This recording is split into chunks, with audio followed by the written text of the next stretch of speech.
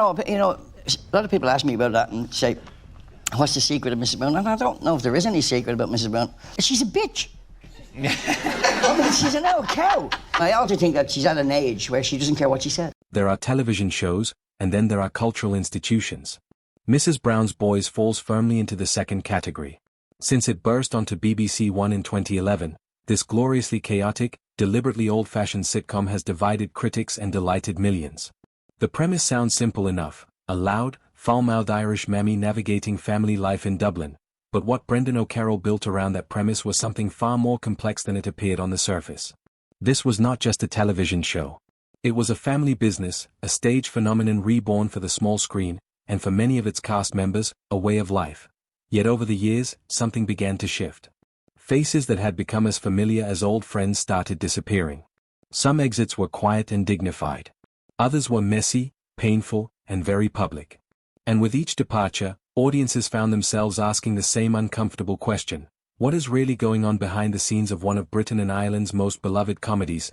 To understand why these actors left, you first have to understand what made the show so unique, and why leaving it was never going to be simple. Brendan O'Carroll did not create Mrs. Brown's Boys in a boardroom or a writer's room. He created it on the road, in small theatres, on cramped stages across Ireland during the early 1990s, drawing from his memories of the strong, stubborn, deeply loving Irish women he had grown up around. Agnes Brown, the character he eventually came to play himself after a last-minute theatrical emergency forced him into a dress and a wig, was never meant to be a television star. She was meant to be a stage creation, raw and unpolished and unpredictable. That rawness was always the point. When BBC One finally adapted the show for television in 2011, they kept the deliberate imperfections, the flubbed lines left in, the direct addresses to the camera, the live audience responses that felt genuinely spontaneous because they often were. Critics loathed it almost unanimously. They called it outdated, unsophisticated, a relic of a comedy era that had long since passed. Audiences ignored the critics entirely and watched in their millions. What gave the show its particular warmth was the fact that Brendan had built the cast around the people he trusted most in his life. His wife, Jennifer Gibney, played Cathy Brown, Agnes's daughter. His son Danny took on the role of Dermot. His daughter Fiona played Maria. His sister Eilish appeared as the beloved neighbor Winnie McGugan. Old friends and long-term collaborators filled the remaining roles. It was, in every meaningful sense, a family operation, but families are complicated. And what holds a family together can also, under pressure, pull it apart. Of all the exits from Mrs. Brown's Boys, Fiona O'Carroll's may be the most quietly devastating. Not because it was dramatic, it wasn't. Not because there was scandal attached, there wasn't. But because Fiona was, in many ways, the show's emotional conscience, and her decision to walk away said something important about the cost of giving so much of yourself to something for so long. Fiona played Maria Brown, the patient and grounded daughter-in-law who had married into the Brown family's particular brand of madness. Maria was not the character who delivered the big punchlines or performed the physical comedy. She was something arguably more valuable, the audience's anchor. In a world of exaggerated personalities and escalating chaos, Maria reacted the way a real person would. She was the viewer's representative inside the television screen, the one who looked around at the surrounding insanity and communicated, through a well-timed glance or a measured response, exactly what we were all thinking. Fiona had been part of the Mrs. Brown universe long before television entered the picture. She was there in the early theatrical incarnations, before the BBC commission, before the Christmas specials became national events, before the arena tours and the feature film. She grew up alongside Maria, and in a very real sense, Maria grew up alongside her. By the time news emerged in 2022 that Fiona would not be rejoining the cast for the live stage tour, she had spent the better part of 3 decades connected to this character and this world. Her explanation, when she gave it, was disarmingly straightforward. She spoke about reaching a point in her life, as a mother, as a woman in her 40s, where she felt a growing need to step back and reclaim something that was entirely her own. The show had always been her father's creation, her father's vision. And while she had contributed enormously to it and was proud of everything they had built together, she found herself craving a chapter that she had written for herself. It was not resentment. It was not unhappiness. It was something closer to a quiet, mature recognition that she had given what she came to give, and that continuing out of habit or obligation would not serve her or the show well. Brendan O'Carroll, to his immense credit, responded not with frustration but with pride. He made clear publicly that Fiona was his daughter before she was his cast member, and that her well-being mattered infinitely more than any television production. There was no acrimony. There were no competing narratives. Just a father and a daughter handling a significant transition with grace. What audiences were left with, however, was a noticeable absence. The show did not collapse without Maria, but it tilted. The balance shifted slightly toward the extreme end of its comedic spectrum. Without that grounded presence to push against, the chaos had less contrast. The jokes still landed, but something in the texture of the show had changed.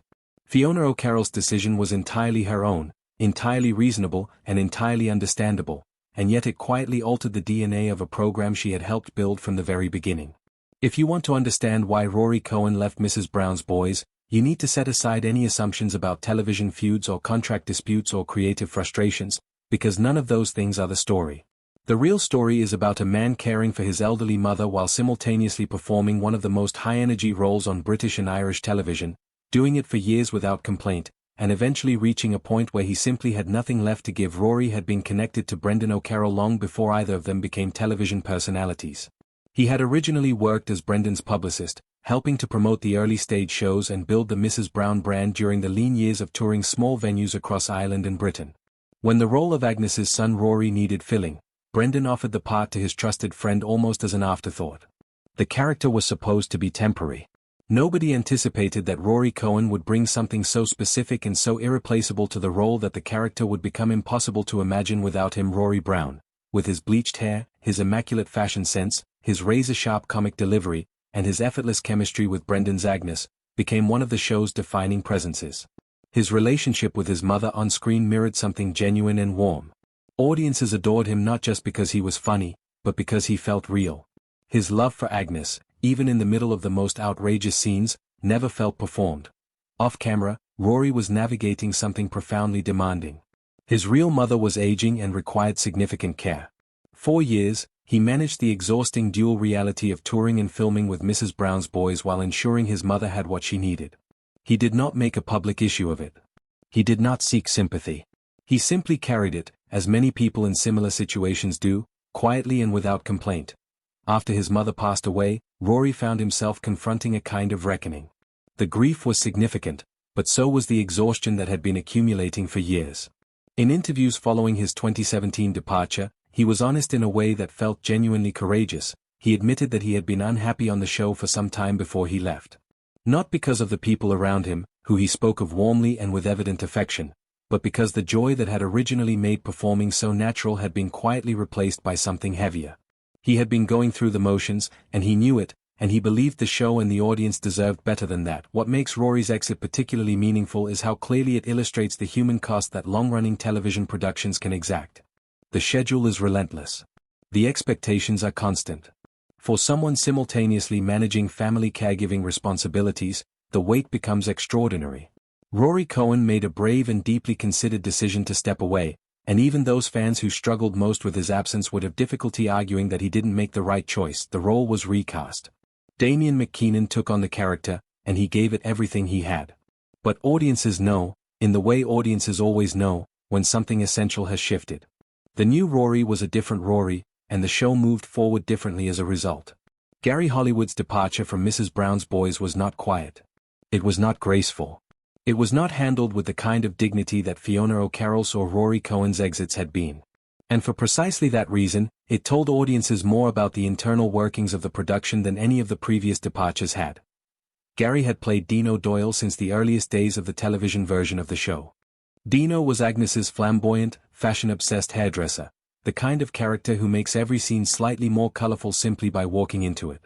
His comedic partnership with Rory Brown gave the show one of its most beloved recurring dynamics, and Gary's natural charisma made Dino feel like a fully realized person rather than a comedic device.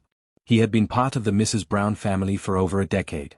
He had committed his professional life to the production through its rise from cult oddity to national institution. In 2020, everything unraveled with startling speed.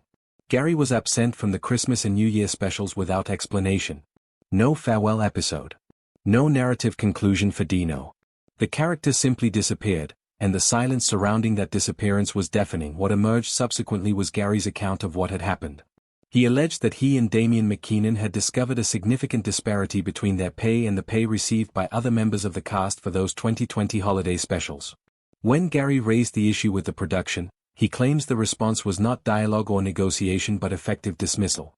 He described the experience as deeply shocking, not merely because of the financial aspect, but because of what it suggested about how he was valued after more than a decade of loyal contribution. Gary subsequently pursued legal action, bringing claims of unfair dismissal and unequal treatment. The case thrust Mrs. Brown's Boys into an uncomfortable public spotlight. Suddenly the show that had always presented itself as a warm family operation was being scrutinized for what appeared to be a considerable gulf between the treatment of O'Carroll family members and those outside the inner circle. The legal proceedings attracted significant media coverage in both Ireland and the United Kingdom, and public opinion split sharply. Brendan O'Carroll rejected the characterization of events, maintaining that the situation had been misunderstood and that there had been no intentional unfairness. He expressed regret that things had escalated to a legal dispute. But whatever the precise truth of the internal disagreement, the public fallout had done damage that no amount of clarification could entirely undo. The image of Mrs. Brown's Boys as one big happy family, always somewhat aspirational even in the best of times, had cracked. Gary Hollywood's absence from the show was never properly addressed within the narrative. Dino simply ceased to exist as far as the program was concerned, which in itself felt jarring to long-term viewers. Characters in shows like Mrs. Brown's Boys do not usually just vanish. Their disappearance without explanation underlined the awkwardness of the situation and left audiences feeling that something important had been mishandled. The legacy of Gary's departure extends beyond the loss of one character or one cast member. It opened up a broader conversation about the economics of ensemble television, about the difference between being part of a family production and being a fully valued professional contributor, and about what happens when those two things come into conflict. Jennifer Gibney's situation is different from any of the others discussed here, and it is perhaps the most complicated to assess precisely because it has never been framed as a departure at all. Jennifer is still, nominally, part of Mrs. Brown's Boys. She still appears as Kathy Brown. But the attentive viewer who has followed the show across its entire run would be forgiven for wondering, at various points, whether Kathy had been quietly phased out without anyone formally acknowledging it. The character of Kathy Brown was originally one of the show's most important figures. She served as the rational counterpoint to the surrounding madness, the educated, career-driven daughter whose attempts to maintain dignity in the face of her mother's interference provided a reliable source of both comedy and genuine warmth. As a psychologist perpetually outmaneuvered by Agnes's emotional chaos, Kathy worked because Jennifer Gibney played her with a dry intelligence that grounded every scene she was in. But as the series progressed through its later seasons, Kathy's presence began to diminish in ways that were difficult to ignore. Fewer scenes. Shorter appearances. Storylines that increasingly positioned her at the margins rather than the center. Audiences noticed, and speculation inevitably followed. Was there tension between Jennifer and Brendan? Was the decision to reduce Kathy's role a creative disagreement dressed up as something else? The reality, as Jennifer herself has explained, appears to be considerably less dramatic. The decision to scale back Kathy's involvement was one that she and Brendan reached together, as a creative partnership as much as a marital one. Brendan wanted to develop other characters and expand storylines for figures who had previously occupied supporting roles.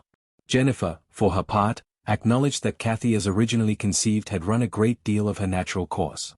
Keeping the character prominent when the fresh angles had been exhausted would have meant recycling material, and neither of them was interested in that. What this explanation provides is clarity, but it does not entirely dispel the sense of loss that long-term viewers feel.